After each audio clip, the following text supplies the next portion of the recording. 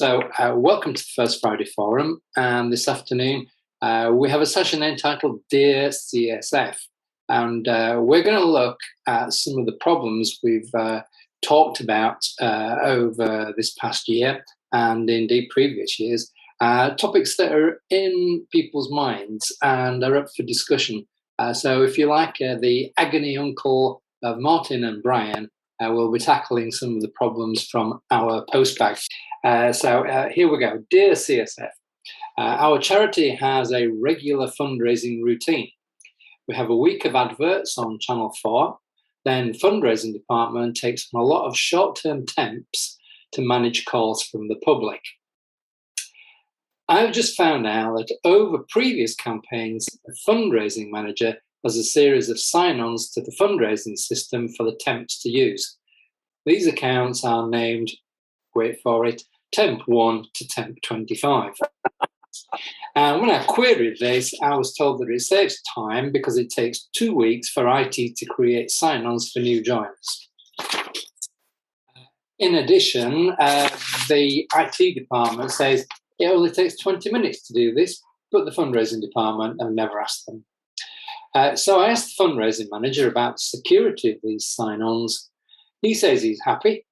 He knows the passwords to each of the accounts and tells the sign-on and password to each temp at the beginning of the process.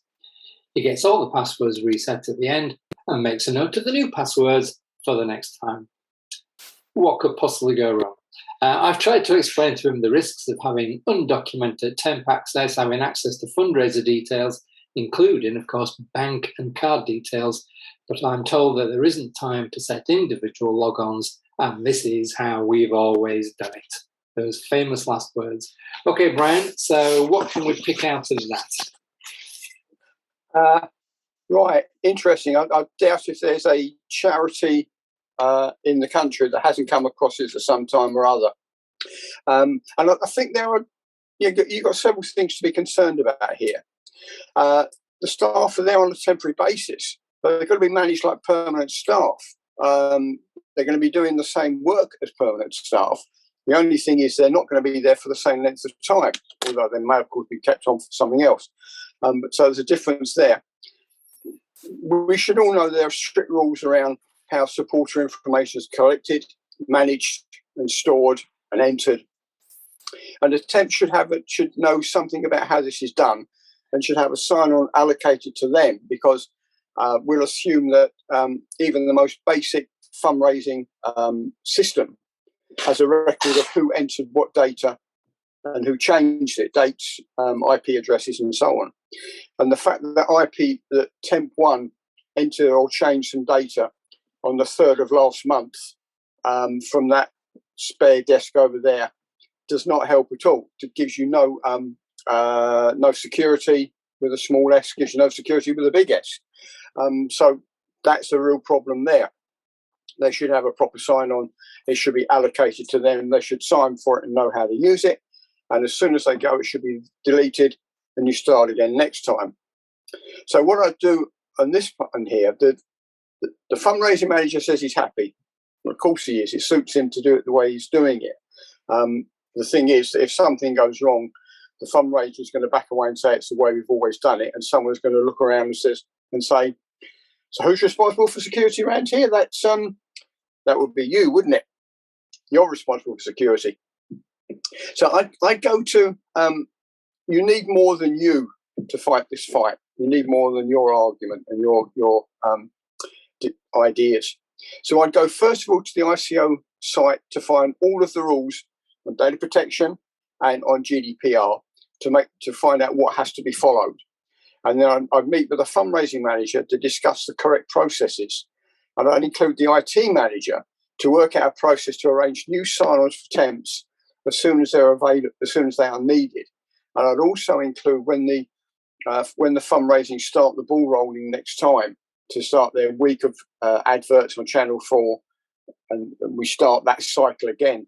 I'd include the IT manager in that process so he knows ahead of time that this is going to be required, and maybe set somebody aside in the IT department to cut that 20 minutes down even quicker. But the idea of having a temporary member, a volunteer coming in and using temp one is decided that's wrong. You shouldn't do that. You're just asking for trouble. Any thoughts? Yeah. Do you think HR have a role to play in this? Because both you and I have seen this, and we've obviously heard this from other people. So it always amazes me that you can have 25 people who apparently are totally unknown to the organisation, who just rock up to do this work. Isn't there an HR process here? And actually, wouldn't you want to know who these people were before you let them loose on your fundraising system? I would agree with that.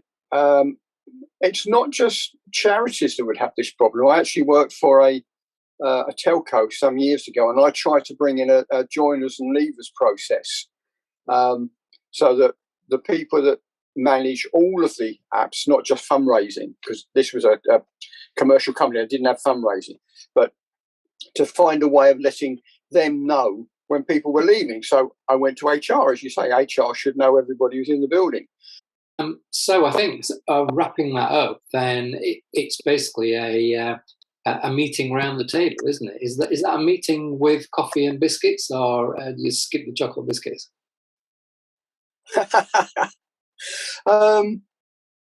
I think it's one of those things. If the fundraising manager isn't talking to IT because he thinks it's a waste of time, there's a good chance that there is no contact between them at all. I instituted at my last commercial company a forum of we had legal, HR, IT. We had about 5 or 6 different. The data protection officer was included as well, because these are people that only talk to each other in this problem.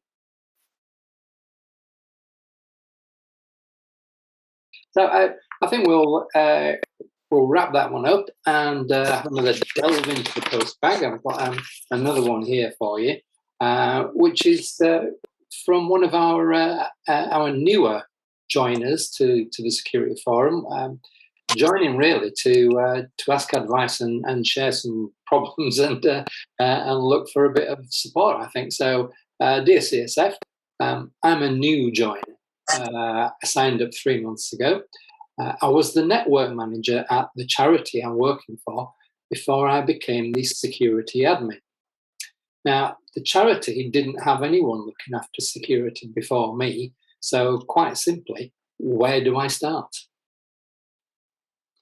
I'd say, first of all, don't panic, because that's always a bad thing to do. And I'd say, welcome to the security forum. This is what we're here for. Welcome. I would suggest, because I've done this several times as a consultant, and I would suggest that you need to do a review of whatever the charity has to protect. Now, if you're the network manager, or if you were the network manager, you've got a head start on that. But I would guess that if you were the network manager, you're not looking at that's essentially the only thing you're looking at. So you need to expand that and look at the details of supporters, those that the charity supports, be it anything from historical buildings to vulnerable adults. Who do they support? What does the fundraising do? Have you got any physical equipment? There's access to buildings. I think you need to look at all of that. What are the assets? How do you currently deal with them? And then work out from there. The next stage from that, from working out what you've got and how you protect it, is how you should be protecting it and where you're missing. From there, you now got all the makings for a spreadsheet, and I love a spreadsheet. So down one column, you've got the assets to be protected. Down the next column, you've got how they are currently protected. The next column is how they should be protected. And then the next column is what you're going to do to make column 3 look like make column 2 look like column 3, how you're going to protect it. You can subdivide that into who's going to do it. Are you going to do it in-house? You've got somebody in to do it. it can't all be IT. There's got to be something in there that is other people have to do. From there, you can actually cost it out. And that means that you can work out, you can do a sort on the spreadsheet then, work out which is going to be an easy hit. You can work out which is going to be the cheapest to do and which is going to be the longest to do. And you can also add in a column, what's the impact if we don't do it? So you can take this spreadsheet and you can chop it and change it in various ways. But from it, you should have a plan. When are we going to do this? What steps are we going to take? We've got a roadmap. That's great. So I think in summary, then, the thing is to basically have a really good sort of route around, as you say, as our colleague there has been the network manager, then it should have a good head start about what's out there. Yeah. And start with a blank worksheet, fill in the information assets, look at the controls that are in place and the controls that should be in place, and go from that gap analysis. And I think anybody in the forum who's been through that process would be happy to help, as you say. So get in there via LinkedIn. So I think we've got time to just have one more delve into the postbag and get another one out. This is a bit topical, I think, especially since people have been working from home and embraced the whole remote working over the past 18 months. And now people are starting to see that, oh, actually, yes, that working from home does work. And why have we been paying for all this big infrastructure stuff? And why have we got an office? And what are we going to do about it? So here's a bright idea that's troubling someone. So Dear CSF, our IT and finance directors have decided that they can reduce costs in the IT department by allowing staff to use their own laptops and tablets in the office and at home for work functions. They see this as a win-win solution to rising costs. So fewer staff in the IT department, less qualified staff, no pesky software upgrades to deal with, and no expensive hardware costs because everyone's using their own. Can you help? I'm the IT manager and I'd like some input.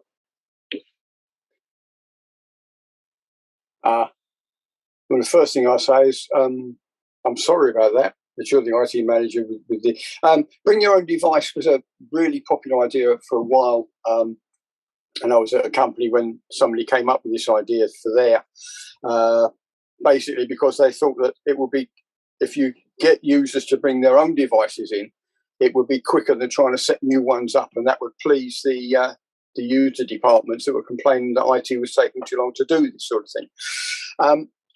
I think it's a fallacy to think that you don't need IT because you don't have any devices anymore. So at the moment, if it's your machine, your security person can say, I need to take your machine away and I need to look at it. And it's the company's machine, and that's what it says. If it's my machine and I'm a user and you come along and say, I want your machine, the answer is going to be, but it's my machine. It's then going to be, I'm not the only one who uses it. You're not allowed to look at the stuff that my wife, my partner loads. You're not allowed to look at the stuff my children load because they use it for schoolwork as well. And by the time you actually get the user come back in and say, they're not going to come back and say, yes, they all say you can look at it. There's a very good chance they're going to say, left it on the bus. And we've got someone in the NHS. It's one of those sort of questions that it's a difficult issue, but it depends which hat you've got on, doesn't it? If you've got your security hat on, then it can be a bit of a nightmare. You've got your IT manager hat on, then I think one of the big game changers has been the whole virtualization. So if you have virtual desktops running on back-end infrastructure, and of course that's a big investment that maybe you haven't got your finance director on board with, but if you have virtual desktops running, then you can head towards that situation that says, well, you know what, it's okay to use any device to access that, because actually all you're doing is providing a window into that virtual environment, which is necessarily sandboxed from those personally owned devices. That makes a bit of a change, but as you say, it's something that needs to be well thought through. It does. If you've got if you're just working on the basis that two senior directors have said, okay, as from, I don't know, the middle of November, you can bring everything in and we'll start flogging off these laptops, then you're going to have a disaster on your hands. If, as you say, if you can virtualize everything, if you can sandbox everything, the bits that my laptop and my iPad can reach isn't really on my laptop and isn't really on my iPad. It's a bit like logging into your email from out of the office. You're going through OWA. You can see it, but you're not taking it away. So if you can get them to do a little bit of pre-work, and that may be the answer for the user in this case, is go back and say, these are the problems if you just switch over. If you say collect all the laptops to IT, and by the way, we might be getting rid of some of you, collect all the laptops and tell everybody to bring their own in from the following morning. These are the dangers you're walking, these are the risks. On the other hand, if you want to spend a little bit of time and effort, you can save that. But I think you've got to balance there as well. The amount of effort that is necessary to sandbox it and virtualize everything, does that cost more or less than having the IT department you've currently got? And I think that's the debate that needs to happen there in that situation for our colleague finding themselves in that place. Just because you might be able to bring your own equipment or connect your own equipment doesn't mean to say you just plug it in and go. As an IT manager, I would be saying, well, that's going to be a very interesting conversation because at last now I've got a chance to review and upgrade perhaps some of the back-end infrastructure. So I think that's put an answer together. And as you say, it's a big discussion to be had. So I wouldn't dismiss it totally out of hand. Neither would I embrace it wholeheartedly. It's another discussion around the table, perhaps with coffee and with chocolate biscuits this time, because it should be a friendly, forward-looking discussion. Well, I think that's been a great session. I've really enjoyed that. So I think we'll wrap it up there. And thanks for everybody for coming along to the Dear CSF First Friday Forum webinar. I hope you've picked up one or two handy hints and perhaps in being interested in some of those problems. So if you have your own problems, then do drop us a line. Let us know what they are.